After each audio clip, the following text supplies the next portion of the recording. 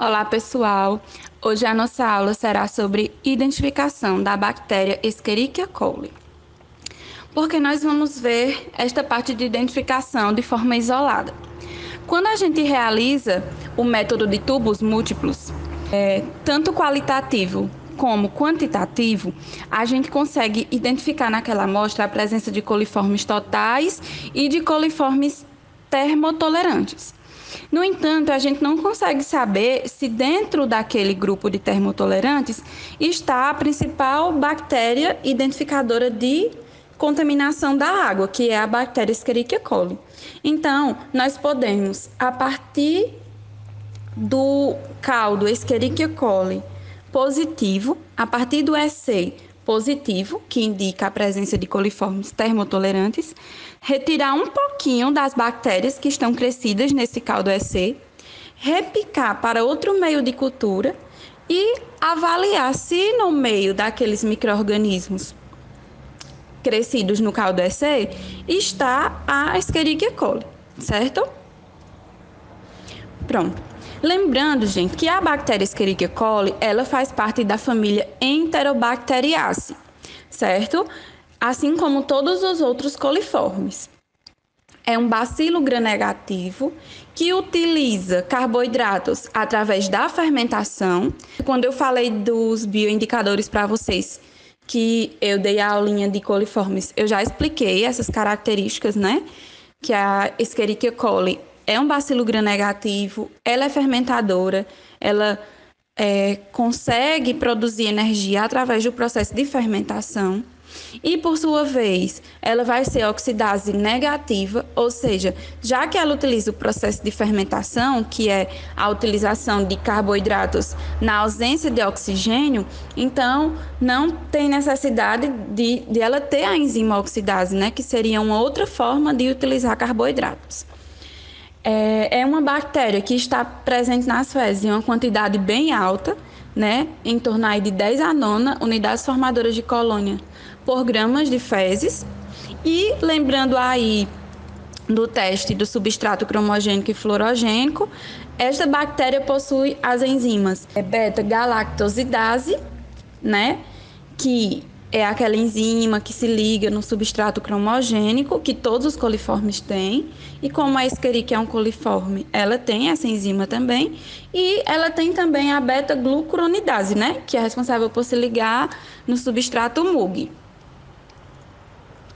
Então, como seria esse processo? Para descobrir se no caldo Escherichia coli positivo tem realmente a bactéria Escherichia coli, se no meio daqueles termotolerantes tem a bactéria Escherichia coli, eu preciso pegar uma alçada desse meio de cultura e repicar para um meio sólido em placa de Petri, chamado de agar-MB. Agar é a usina azul de metileno. Lembrando que o nome do meio é caldo Escherichia coli, mas não cresce só E. coli nele, né? Cresce todos os termotolerantes. Por isso que a gente está aqui em busca de saber se em meio a esses termotolerantes existe a bactéria Escherichia coli. Então, nós vamos fazer o repique do meio EC, né, do caldo EC, para o agar, que é um meio sólido, MB. Por que eu vou utilizar esse agar-MB? Esse agar, ele é bastante usado para isolar e diferenciar bactérias entéricas, né, intestinais gram-negativas. E além de nele só crescer bactérias gram-negativas, que é o caso da Escherichia coli, que é uma gram-negativa, então ela vai crescer nele, a Escherichia coli nesse meio de cultura, ela cresce com uma coloração diferenciada dos outros micro-organismos. Ela produz um brilho verde metalizado. Vocês vão ver nos slides à frente. Então, ele é um meio que é seletivo para bactérias gram-negativas.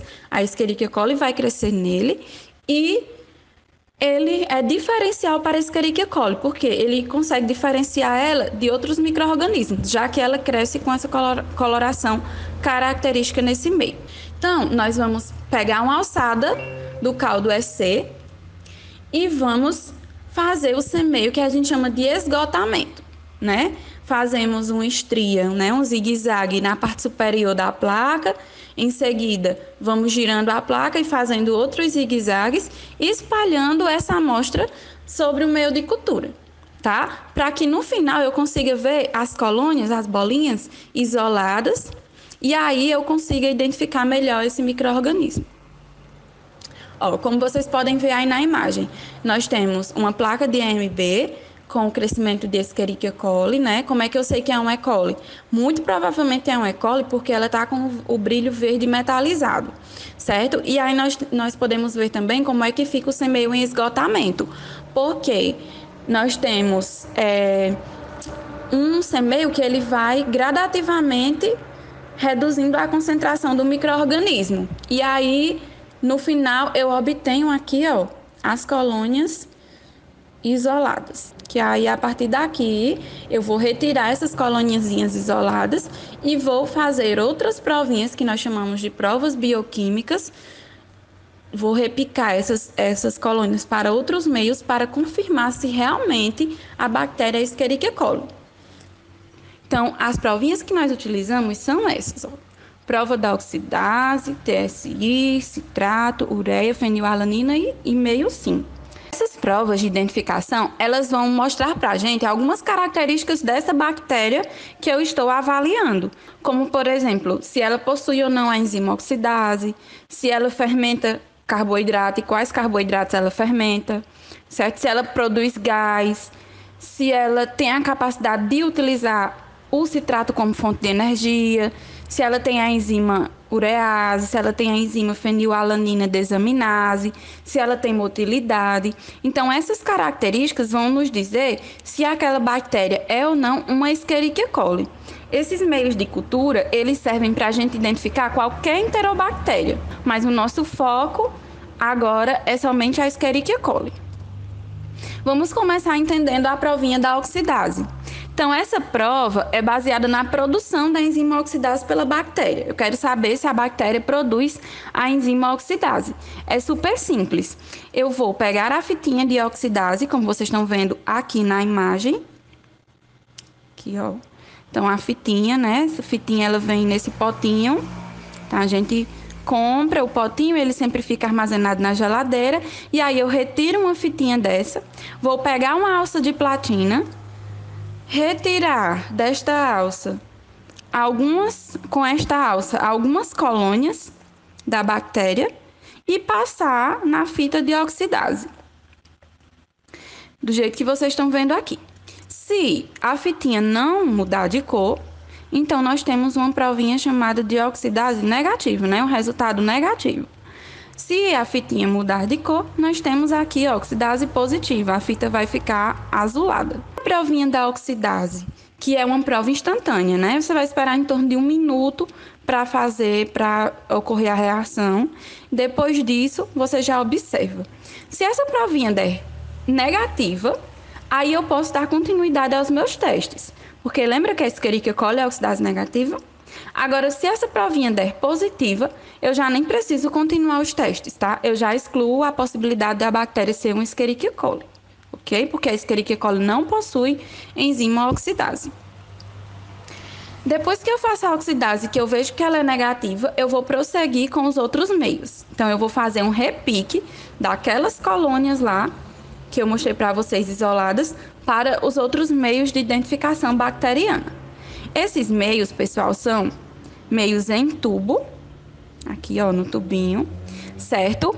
Eles são meios sólidos, normalmente são sólidos, e inclinados, ó, sempre vai ter essa inclinação aqui, tá? Pronto. O meio TSI, ele é um meio que tem açúcar, né, carboidratos na sua constituição, tá? E ele permite eu saber se a bactéria fermenta ou não os carboidratos que tem nele. Quais são os carboidratos que tem nele? Glicose, lactose e sacarose, certo?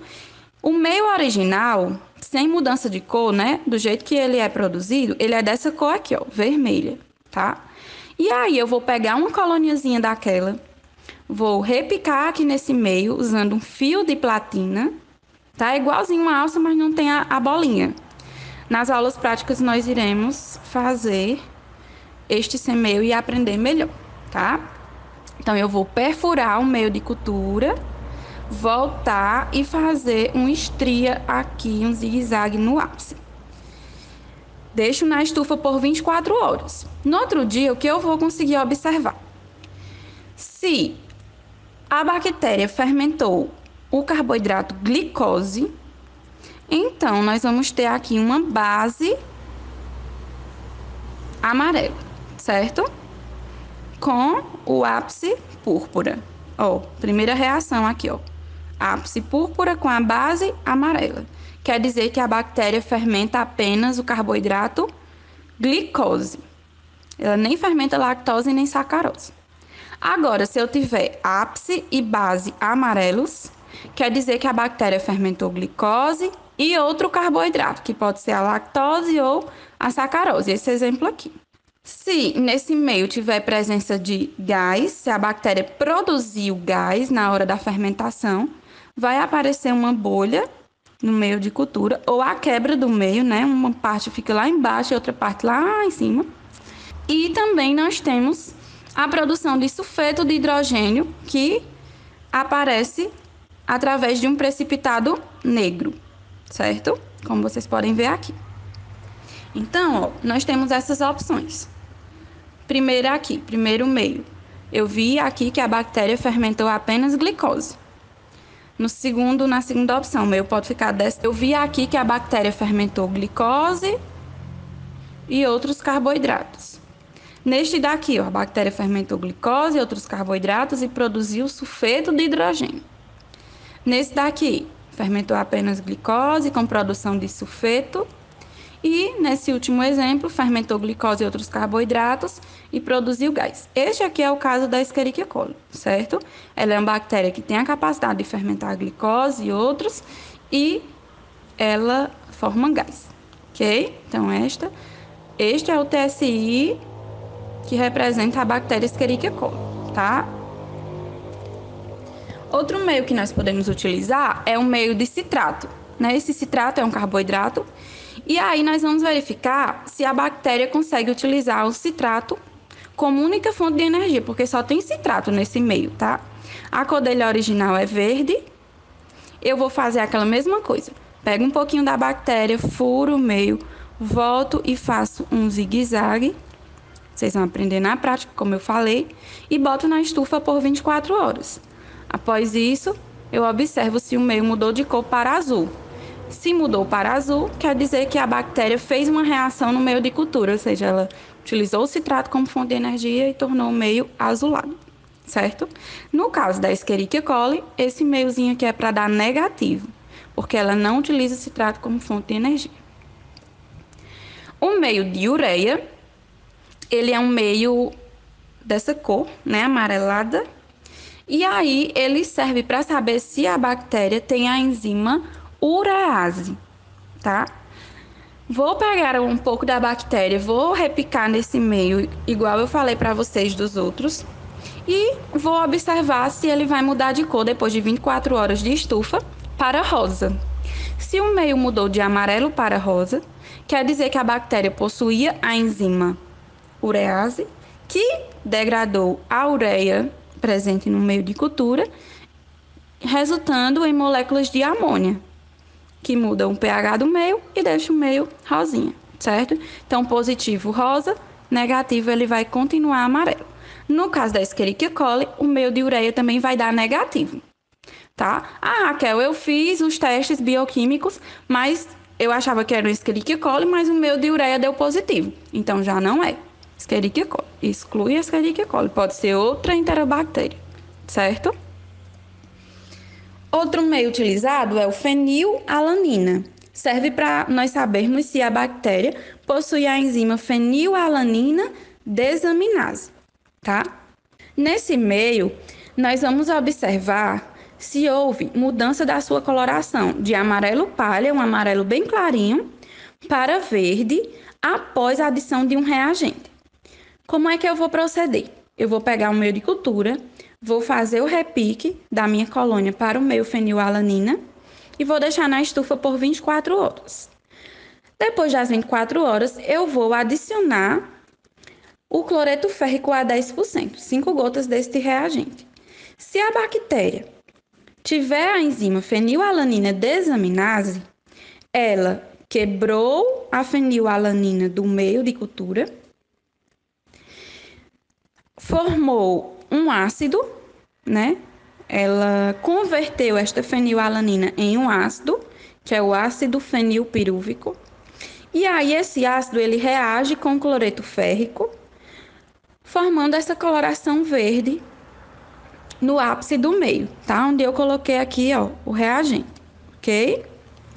Se permanecer negativo, né, vai permanecer amarelo, porque o reagente cloreto férrico ele também é amarelo, tá? Último, nós temos o meio sim, tá? Pode ser o meio sim ou pode ser o meio motility. A gente pode utilizar um dos dois, ok? Nesse meio de cultura, gente, nós temos no meio sim, nós temos 3 provinhas diferentes. Nós podemos observar a produção de sulfeto de hidrogênio, que é aquele pigmento preto que eu mostrei para vocês, que também é produzido lá no TSI. Então, nós vamos observar também no meio sim se a bactéria produz sulfeto de hidrogênio. Nós podemos observar nesse meio se a bactéria possui motilidade. Como vocês podem observar aqui na imagem, nós temos uma bactéria, né, que foi colocada aqui nesse meio de cultura, que não se moveu, ela não saiu do lugar, então aqui a motilidade é negativa. Mas neste outro aqui, nós temos uma motilidade positiva. A bactéria turvou o meio de cultura, ela cresceu aqui para o lado, certo? Gente, esse meio ele tem uma diferença dos outros. Vocês podem observar que ele não é inclinado, certo? Ele é um meio retinho, porque a gente chama de meio semissólido, ele é meio mole mesmo, tá? Ele é mais mole do que os outros, então a gente não faz o ápice neste meio, ele é um meio reto, ok? Então, ele é um meio semissólido porque só conseguimos ver motilidade em meios semissólidos, tá? Então, eu posso ver se a bactéria produziu sulfeto, o meio vai ter um precipitado preto. Eu posso ver se a bactéria possui motilidade, onde vai acontecer a turvação do meio. E, após 24 horas de semeio, né, 24 horas de incubação, na verdade, eu também posso observar se a bactéria é produtora de indol, ok? Desse aminoácido aqui, indol. Como é que eu sei que a bactéria produz indol? Neste meio de cultura, nós temos um aminoácido chamado triptofano. E alguns conseguem converter o triptofano em indol, certo? E algumas bactérias conseguem converter o triptofano em indol. Então, para que eu consiga observar se a bactéria tem essa capacidade, eu preciso adicionar 5 gotas do reagente de indol no meio de cultura, após as 24 horas de incubação, e vou observar. Se formar um anelzinho avermelhado ou rosa, quer dizer que a bactéria produziu indol.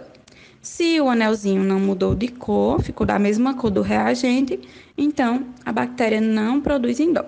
No caso da Escherichia coli, ela é móvel, ou ela pode ser até imóvel, ela tem uma motilidade variável, mas normalmente ela é móvel, certo? Ela não produz sulfeto de hidrogênio, não forma precipitado negro, e ela é indol positivo. Vamos observar aqui todas as provinhas da Escherichia coli. É uma bactéria que no TSI vai fermentar a glicose e outros carboidratos e formar gás. No meio citrato, eu não vou ver mudança de cor, porque ela não fermenta, porque ela não utiliza citrato como fonte de energia. No meio fenilalanina, também vai dar negativo, porque a bactéria não produz a enzima fenilalanina desaminase. O meio de ureia também vai dar negativo, certo? E no meio sim, eu vou ter motilidade, tá? Positiva e indol positivo, ok?